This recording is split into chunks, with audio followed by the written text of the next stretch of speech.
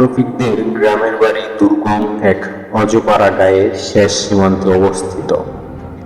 ইলেকট্রিসিটির আলো এখনো সেই গ্রামকে আলোকিত করতে পারে। হাওর এলাকায় রফিকদের বাড়ি। বাড়ির চারপাশে অসংখ্য হাওর আর খাল-বিল।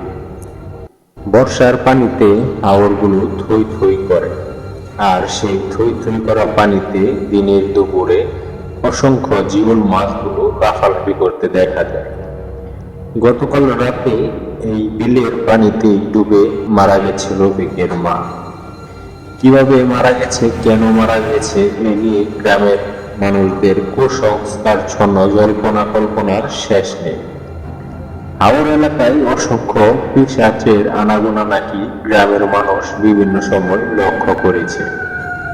অন্ধকার চাঁদহীন রাতে হাওরের পাশে বসে নাকি ওরা কাঁচা মাছ চিবিয়ে খায়। ওই সময় কেউ যদি তাদের পাশ দিয়ে হেঁটে যায় তাহলে নাকি গলা ধরে পানিতে চুবিয়ে মারে। গ্রামের অশিক্ষিত মানুষগুলো প্রবলভাবে এইসব কথা বিশ্বাস করে।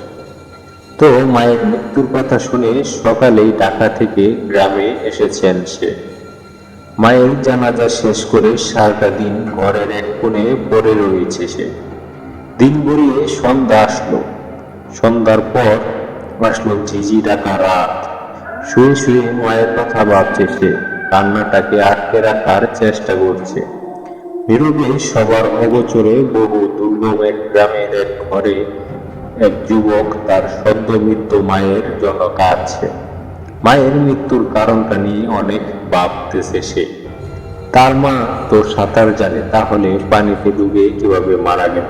অবশ্য গ্রামের মানুষের মতো কুসংস্কারে বিশ্বাস করে না রফিক।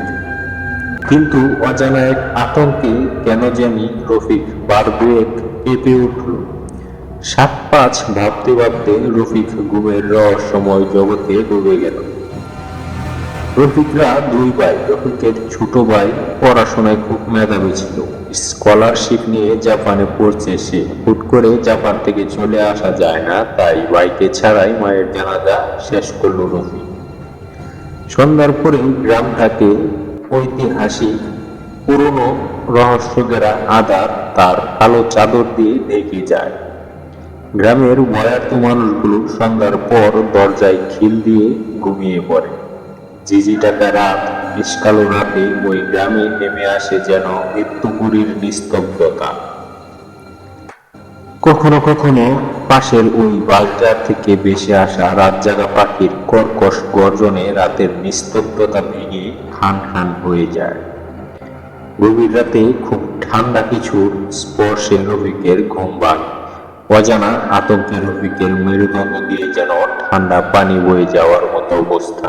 কিন্তু কেন যেন রফিকের অনুভূতিগুলো ভাবলেশহীন হয়ে গেছে।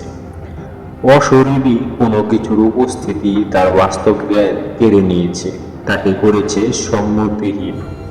চাঁদের আবছা আলো রফিক দেখলো তার মা তার ঘরে বসে আছে। অশরীরী জিনিসটা আজ রফিকের মায়ের ছদ্মবেশ নিয়ে কাছে এসেছে। তার একটা জীবন দরকার। রফিকের একবারও মনে পড়ল না গতকাল তার মা মারা গিয়েছে, গতকাল তার জানাজা হয়েছে। এক দৃষ্টিতে রফিকের চোখের দিকে তাকিয়ে রয়েছে তার সদ্য মৃত মা। তারপর তার মৃত মা ধীরে ধীরে হাঁটতে শুরু করল। জ্ঞানহীনের মতো মা রূপী অশরীরী আত্মাটার পিছে পিছে হাঁটতে লাগলো রফিক। যেতে যেতে ওরা উত্তরের জলার পাড়ে গিয়ে থামলো। তার কিছুটা সময় পরে তার সাথে আসা তার কলিগকে দেখতে পেল যে রফিক ঘরে নেই। সে তাকে খুঁজতে খুঁজতে সে জলাশয়ের কাছে গিয়ে যা দেখলো সেটা দেখে সে বিশ্বাস করতে পারছিল না। সে দেখতে পেল যে রফিক জলে ডুবে হাবুডুবু খাচ্ছে, তার হাত পা গুলো নড়ছে। তো সে ওখানে যাওয়ার সাথে সাথে কি যেন একটা কালো রঙের পানিতে অনেক জোরে ঝাঁপিয়ে পড়ে। সে তা পাত্তা না দিয়ে রফিককে পানি থেকে তোলার চেষ্টা করে। অনেক কষ্টে রফিককে পানি থেকে তুলে আনলো, কিন্তু রফিকের অবস্থা ভালো ছিল না।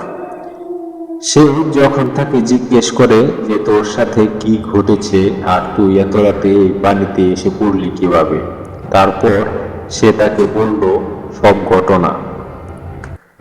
তারপর সকালবেলা তাকে একটি কাছের হাসপাতালে নিয়ে যাওয়া হয়, কিন্তু রফিকের অবস্থা বেশি ভালো না হওয়ায় তাকে বাঁচানো যায়। ডাক্তাররা বলে যে আমরা অনেক চেষ্টা করেও ব্যর্থ হয়েছি, আমাদের সাধ্যমতো সব চেষ্টাই করেছি, কিন্তু আমরা তাকে বাঁচাতে পারি। রফিকের জানাজা শেষে তার কলিগ চলে আসে, কিন্তু রফিকের সাথে ঘটে যাওয়া ঘটনার কথা এখনো ভুলতে পারেনি সে। সে কিভাবে মারা গেল আর এত রাতে সে ওই পানির কাছে কিভাবে গেল। আজকের এই ঘটনাটি এ পর্যন্ত।